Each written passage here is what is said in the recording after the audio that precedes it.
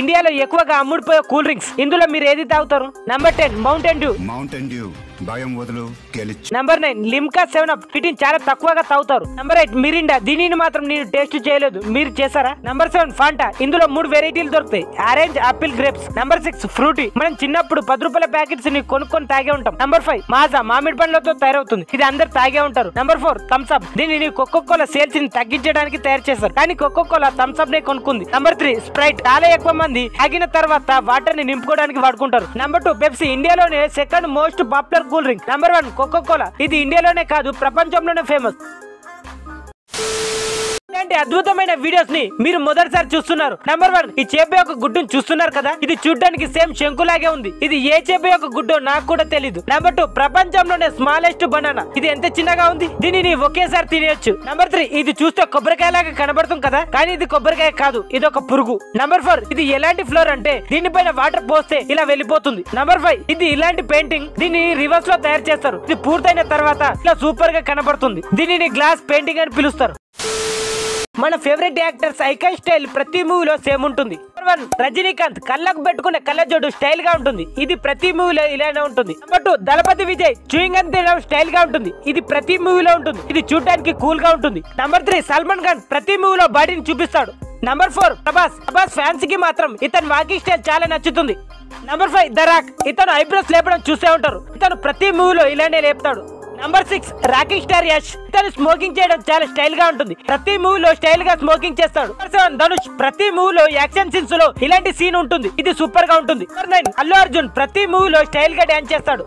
Number 10 Salman Khan. ఇలా చేయడం ప్రతి మూవీలో ఉంటుంది.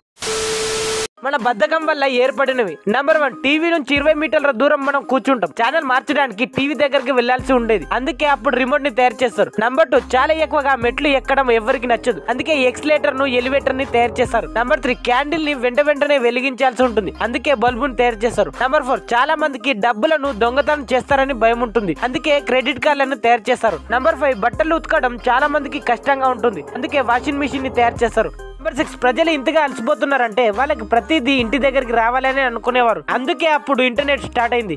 నంబర్ 7 పొద్దున్న లేవగానే చాలా మందికి చిరాకు వస్తుంది, అందుకే సెల్ఫ్ మోటరైజింగ్ బెడ్ ని తయారు చేశారు. నంబర్ 8 ఇంజనీరింగ్ కి మ్యాథమెటిక్స్ చేయడంలో చాలా కష్టమైంది, అందుకే అప్పుడు కంప్యూటర్ ని తయారు చేశారు. నంబర్ 9 మూవీ చూసేటప్పుడు ఇలా చూడడం చాలా మందికి కష్టంగా ఉండేది, అందుకే ఇలాంటి చైర్ ని తయారు చేశారు.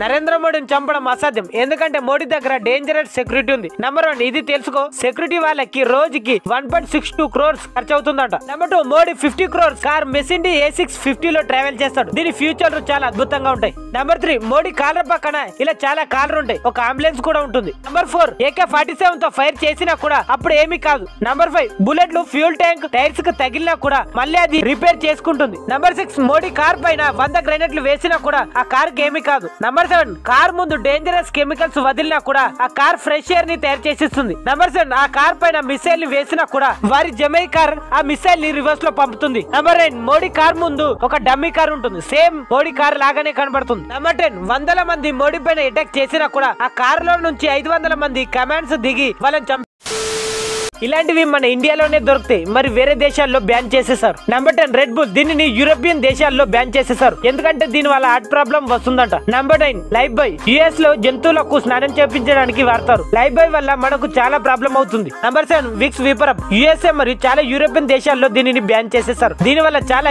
సైడ్ ఎఫెక్ట్స్ వస్తున్నాయంట. నంబర్ 6 హల్దీరా. యుఎస్ లో బ్యాన్ చేసేసారు, వాళ్ళ నమ్మకం హల్దీరా చాలా హెల్దీ కాదని. Number 5 Disprin. యుఎస్ఏ మరియు యూరోపియన్ దేశాల్లో దీనిని బ్యాన్ చేసేసారు. Number 4 Kinder Joy. యుఎస్ లో బ్యాన్ చేశారు, WHO ప్రకారం దీనిలో వాడే వాటిలో పాయిజన్ ఉందని. Number 3 jelly sweet. America, Australia, కెనడాలో దీన్ని బ్యాన్ చేసేసారు. Number 2 Maruti Suzuki Alto 100. దీనిని చాలా కంట్రీస్ లో బ్యాన్ చేశారు, ఇది సేఫ్టీలో ఫెయిల్ అయిపోయింది. నంబర్ 1 నెయ్యి యుఎస్ లో బ్యాన్ చేశారు, ఎందుకంటే దీని వల్ల హార్ట్ ప్రాబ్లమ్స్ మరియు లావుగా అయిపోతారని.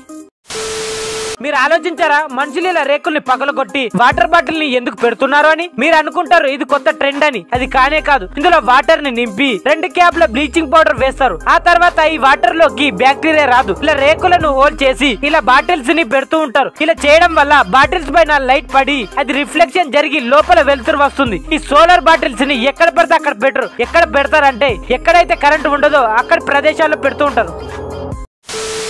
మీరు ఆలోచించారా జపాన్ బుల్లెట్ ట్రైన్స్ కి ముక్కు ఇంత పెద్దగా ఎందుకు ఉందో అని? అసలు బుల్లెట్ ట్రైన్స్ చైనా వాళ్ళ దగ్గర కూడా ఉంది కానీ ఇంత పెద్దగా ఉండవు. మరి జపాన్ బుల్లెట్ ట్రైన్స్ కి ఇంత పెద్దగా ముక్కు ఎందుకు ఉంది? జపాన్ టన్నల్స్ లో నుంచి బుల్లెట్ ట్రైన్ వెళ్ళినప్పుడు అందులో చాలా సౌండ్ వచ్చేది. దాని వల్ల చుట్టుపక్కల ప్రజలకు చాలా ప్రాబ్లం అయ్యేది. అందుకే జపాన్ ట్రైన్స్ కి ఇంత పెద్దగా ముక్కుని చేయడం వల్ల ఇలాంటి ప్రాబ్లం సాల్వ్ అయిపోయింది.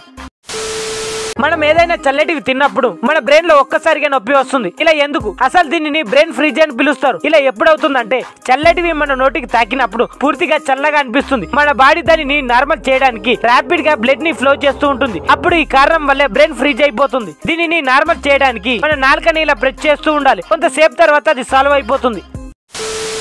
మీరు అనుకోకుండా ముట్టుకుంటే మీకు తెలియకుండానే మీ వేలు తెగిపోతుంది. అసలు ఇది నార్మల్ రాయి కాదు. ఇది అగ్నిపర్వతం నుంచి లావా భూమిపైకి వచ్చి పూలుగా అయినప్పుడు తయారవుతుంది. అప్పుడు ఈ రాయిని పక్క నుంచి పగలగొడితే ఇలా చిన్న చిన్న ముక్కలుగా అయిపోతుంది. ఇదే ప్రపంచంలోనే షార్పెస్ట్ బ్లేడ్. ఇంట్లో ఉండే చాకుల కన్నా 500 రెట్లు చాలా షార్ప్ గా ఉంటుంది. ఈ ఫోటోను చూడండి. ఈ రెండు బ్లేడ్ల ఫోటోల్ని 1000 రెట్లు జూమ్ చేసి చూసినప్పుడు నార్మల్ బ్లేడ్ కన్నా ఈ బ్లేడ్ ఎంత షార్ప్ గా ఉందో కదా.